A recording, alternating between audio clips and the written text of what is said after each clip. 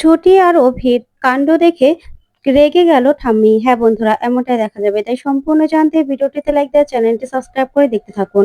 গল্পের শুরুতে দেখা যাবে অভি চুমকির চিৎকার শুনে রাতে ঘুম থেকে উঠে যায় আর বলে, চোর নাকি? এরকম চিৎকার করছে কে? না না, একটু শান্তিতে ঘুমোতেও পাচ্ছি না। গিয়ে নেমে দেখি তো। ওইদিকে ছুটি চুমকিকে লাঠি দিয়ে মারতে মারতে নিচে নামাতে থাকে। তখন চুমকি বলে, উফ, অনেক লাগছে আমার, অনেক লাগছে। তখন ছুটি বলে, কি? আর মিথ্যে কথা বলবি কোনোদিনও? আমার নামে মিথ্যে বলেছিলি না যে আমি নাকি তোকে ইচ্ছে মতো পিটিয়েছি, এবার খা মার। তোর পাগুলো তো বাকি আছে। তারপরে চুমকি মার খেতে খেতে বাইরে চলে যায়। ওইদিকে অভি এসে বলে, কি করছেন আপনি? তখন ছুটি বলে, দেখছেন না লাঠি? তখন অভি বলে, চোর এসেছে নাকি? তখন ছুটি বলে, না চোর নয়, চুমকি। ওকে না এমন পিটান পিটিয়েছি না, পুরো বাংলা মার দিয়েছি। তখনই অভি বলে, কি? কি বলছেন? তখন ছুটি বলে, হ্যাঁ মিথ্যে কথা বলেছিল না সকালে, তার জন্যই একদম মেরে শোধ করে দিয়েছি। তখন তো ছুটির কাছে এই কথাগুলো শুনে অভি হাসতে থাকে আর বলে, সত্যি আপনি মেরেছেন? তখন ছুটি বলে, হ্যাঁ, যা করার আমি করেছি।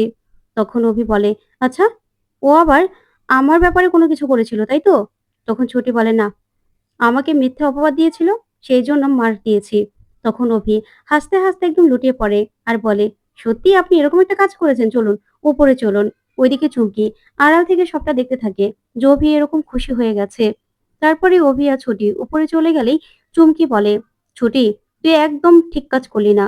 আজকে আমাকে এরকম মারলি না, দেখ এবার তোর কি অবস্থা আমি করি। তোকেও না আমি ছাড়বো না।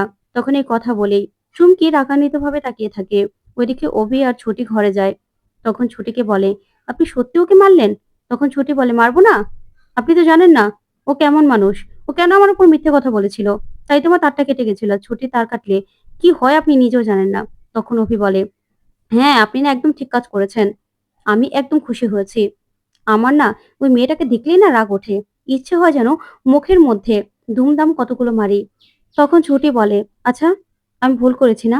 আপনি আবার রেগে যাননি তো? তখন অভি বলে, না না, রাগ করবো কি? আপনি তো আমার একদম মনের কথা বলেছেন। আপনি আমার কাজটা, আমার মনের ইচ্ছেটা আপনি পূরণ করে দিয়েছেন। সবসময় না দেখলে কেমন অভি, অভি তোমাকে আমি বিয়ে করতে চাই, এই ন্যাকামো না একদম দেখতে ইচ্ছে করে না। আমি পড়ি, ও তো পড়িই না, শুধু শুধু মিথ্যে কথা বলে। এই মেয়েকে আমার একদম সহ্য হয় না। ইচ্ছে করে যেন পিটিয়ে দেই। আর আপনি আজকে যেটা করেছেন, একদম ঠিক কাজ করেছেন। এই বলে অভি হাসতে থাকে।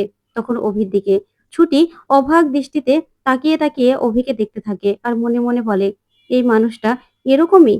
তারপরেই অভি হাসতে হাসতে যেন ছুটির সঙ্গে কথাই বলতে পারছে না। অন্যদিকে চুমকি কাঁদতে থাকে। তখন মিঠুন হাতে তালি দেয় আর বলে, একদম কম্বল মার খেয়েছো। তখন চুমকি বলে, আচ্ছা মিঠুন দা, একটু বরফ ধরে দে না, এইভাবে দূরে থাকলে হয়? তখন মিঠুন বলে, শোন, তুই যদি আমার নিজের বোন হতি না, তাহলে তোকে আমি ঠিক বরফ ডলে দিতাম, বুঝতে পেরেছিস? তুই তো আমার বোনই না। বাবা, তুমি একে দিয়ে কি না যুদ্ধ জয় করবে? আমি তো ভাবতেই পারছি না, তুমি একে নিয়ে এসেছো। ও কি করতে গিয়েছিল আর কি করে এ বাড়িতে এসেছে দেখো না। তখন চুমকি বলে, একদম আমাকে রাগাবে না। এবার দেখো ওদের সঙ্গে আমি কি করি। ছুটিকে তো আমি ছাড়বই না। তারপরে দেখা যাবে সকাল হয়ে যায়। অভি ফোনে কথা বলছে ইন্দ্রর সঙ্গে। তখন ইন্দ্র গেছে পার্কে ওয়ার্কআউটে। এই কথা শুনে পুরো অবাক হয় অভি আর বলে, কি? তুই ওয়ার্কআউট? এটাও কি সম্ভব? তাহলে তুই ভাই এক কাজ কর, চাকরিটা ছেড়ে দে। না হলে তো আবার তোর শরীর খারাপ হয়ে যাবে, তাই না? আর চাকরিটা তো আর ঠিক করে করতে পারবি না। তখন ইন্দ্র বলে, না না, আমি পারবো, আমি অফিস যাচ্ছি, চিন্তা করিস না। তখন এই কথা বলেই ফোনটা রেখে দেয়। ওইদিকে তখনই ঈশা এসে দরজায় নক করলেই তখন অভি বলে, দূর, আমাকেই কিছু একটা ব্যবস্থা করতে হবে, এদিকে তো ছুটি ঘুমোচ্ছে। তখনই একটা চাদর নিয়ে দরজাটা খোলে আর বলে, কি হয়েছে? তখন ঈশা টানতে টানতে সেখান থেকে অভিকে নিয়ে চলে যায়। অন্যদিকে রোমা আসে ইন্দ্রর সঙ্গে দেখা করতে। তখন তো রোমাকে দেখেই ইন্দ্র একদম স্বপ্নের সাগরে ভাসতে থাকে আর দেখতে থাকে যে রোমা মাথায় টোকর পরে ইন্দ্রর জন্য টোকর নিয়ে সামনে এগিয়ে আসে। তারপরে ইন্দ্রকে টোকর পরিয়ে দেয় আর হাতে সিঁদুর নিয়ে রোমাকে পরিয়ে দিতে বলে। তখন এগুলো কল্পনা করতে থাকে ইন্দ্র। তারপরে রোমা বলে, কি হলো, আপনি পড়ে গেলেন? তখন ইন্দ্রকে হাত ধরে উঠায় রোমা আর বলে, আপনাকে এই জন্যই বলেছিলাম যে কোনো রেস্টুরেন্টে দেখা করি, আপনি পারবেন না এসব। তখন ইন্দ্র বলে, না না, আমি তো প্রতিদিন ব্যায়াম করি। তখন রোমা বলে, তাই নাকি? তারপর একটা ছিটে বসে আর বসেই বলে, আচ্ছা, ওই দেবদত্ত নারায়ণের কি কেসটা কি হলো বলুন তো? ওই কেসটা কি শেষ হয়ে গেছে, সলভ হয়ে গেছে নাকি? তখনই ইন্দ্র এই কথা শুনে বলে, মানে আপনি কেন জিজ্ঞাসা করছেন? এমন ভাবে জিজ্ঞাসা করছেন যেন কেসটার ব্যাপারে আপনি সবটা জানেন। তখন রমা বলে, না না, আপনারা তো অনেক বড় উকিল তাই না? আর ওই অভিমন্যু রায়শঙ্কর, সে তো অনেক বড় উকিল, তার নাম ডাক শুনেছি আর বুঝতেও পেরেছি, তার জন্য জিজ্ঞাসা করলাম।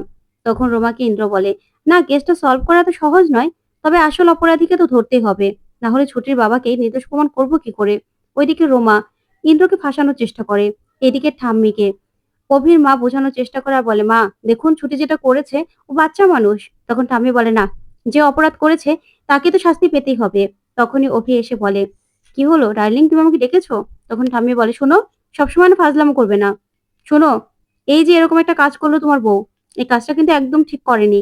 তখন অভি বলে, কোন কাজটা ঠাম্মি? তখন ঠাম্মি বলে, কেন, তুমি জানো না এই কাজটা করা কি? ছুটি ঠিক হয়েছে? একদম ঠিক হয়নি। এখন যদি কোনো রকম কোনো সমস্যা হয়ে যায় তখন কি হবে, ভেবে দেখেছো একবারও? তখনই ঈশা বলে, হ্যাঁ, ও আমাদের বাড়ির গেস্ট, আর গেস্টের সঙ্গে কিনা এত বড় অপরাধ করা উচিত হয়েছে? তখনই অভির মা বলে, ঈশা তুই চুপ করবি?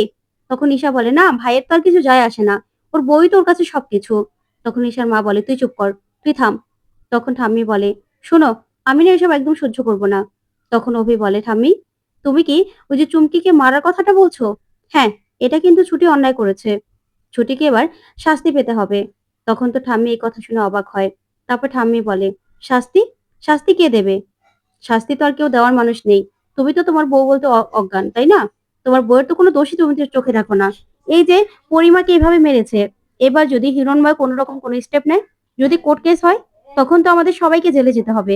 তখন কি হবে, বাড়ির মান সম্মান কিছু থাকবে? একবার ভেবে দেখেছো যেটা তোমার বউ করেছে সেটা কি একদম ঠিক কাজ করেছে? তুমি আইনের লোক হয়ে বলো তো, এটা কি আইন বিরোধী কাজ করেনি? তখন অভি বলে, হ্যাঁ ঠাম্মি, আইন বিরোধী কাজই করেছে ছুটি, ছুটি একদম ঠিক কাজ করেনি, আর ছুটিকে শাস্তি দিতে হবে। আর আমি ওকে শাস্তি দেব, তোমাকে বলছি তো, এখনই শাস্তি দেব। তখন অভির মা বলে, অভি মাথাটা ঠান্ডা কর, ছুটি তো বুঝতে পারেনি, আমি জানি ছুটি ইচ্ছে করে এই কাজটা করেনি, তুই প্লিজ ছুটির উপর রেগে যাস না। তখন অভি বলে, না, ওকে তো এবার শাস্তি পেতেই হবে, শাস্তি আমি দেব। এই বলে অভি ছুটে যায় নিজের ঘরে। ওইদিকে ঠাম্মিকে ঈশা বলে, ঠাম্মি চলো, গিয়ে দেখতে হবে তো ভাই কি করে, আমার তো মনে হচ্ছে ওই ছুটিকে আজকে আচ্ছা করে দেবে। তখন অভির মা বলে, ঈশা তুই এসব বন্ধ করবি না, না, আগুনে ঘি ঢালাটা বন্ধ কর। ওইদিকে ছুটি বিছানা গুছায় বলে, কোনো কাণ্ডজ্ঞান আছে? তারপর অভিকে দেখে বলে, আপনার কি কাণ্ডজ্ঞান বলুন তো, আপনি দরজাটা খোলা রেখে চলে গেলেন, আমি নিচে ঘুমোচ্ছিলাম। তখনই অভি এদিক ওদিক সবকিছু ছুটতে থাকে। এদিকে দরজার আড়াল থেকেই ঠাম্মি, অভির মা, ঈশা সবাই শুনতে থাকে। তখন রিহানকেও ডেকে নিয়ে আসে ঈশা। ওইদিকে অভি বলে, শুনুন, আপনি চুমকিকে মেরেছেন, একদম এটা ঠিক কাজ করেননি, একটা মানুষকে এইভাবে পেটানো আপনার উচিত হয়নি। তখন ছুটি বলে, আপনার সঙ্গে তো এই নিয়ে কথা হয়ে গেছে, তাহলে এই নিয়ে কেন এত বাড়াবাড়ি করছেন? ওইদিকে অভির মা বলে, দেখেছেন মা, ছেলেটা কত রেগে গেছে, মেয়েটার সঙ্গে কি করছে কে জানে। তারপরেই অভি ছুটিকে মারার নাটক করতে থাকে, আর একটা মোবাইলে কান্নার আওয়াজ শোনাতে থাকে সবাইকে। তখন অভির মা বলে, দেখুন, মেয়েটা কান্না করছে, মেয়েটার সঙ্গে এরকম ব্যবহার করা একদম উচিত হয়নি। তখন ঠাম্মি বলে, অভি, মেয়েদের গায়ে একদম হাত দিতে হয় না, এভাবে হাত তুলবে না। ওইদিকে বালিশ দিয়ে হঠাৎ করেই ছুটির গায়ে বাড়ি দেয় অভি। তখন তো ছুটি বলে ওঠে, আপনি আমার গায়ে মারলেন, আপনি আমার গায়ে হাত তুললেন কেন? আপনি ইচ্ছে করে আমার গায়ে হাত তুললেন, আমি জানি তো। ওইদিকে অভির মা বলে, অভি, মেয়েটাকে মারিস না, মেয়েটার গায়ে হাত তুলিস না, এরকম করিস না, দরজাটা খোল। তখন ছুটি আর অভি নিজেদের মধ্যে ঝগড়া লেগে যায়, বালিশ নিয়ে দুজন দুজনকে বাড়ি দিতে থাকে, আর সমস্ত তুলা এদিক ওদিক ছড়িয়ে পড়ে। তখনই ঠাম্মিরা সবাই ঘরে এসে এই অবস্থা দেখে ঠাম্মি বলে, আমি ভেবেছিলাম তুমি তোমার বউকে শাসন করছো, আর তোমাদের এই অবস্থা। তখন তো অভি ছুটির সঙ্গে নাটক করে। তো বন্ধুরা, কেমন লাগলো আজকের আপডেট, কমেন্ট করে জানাও।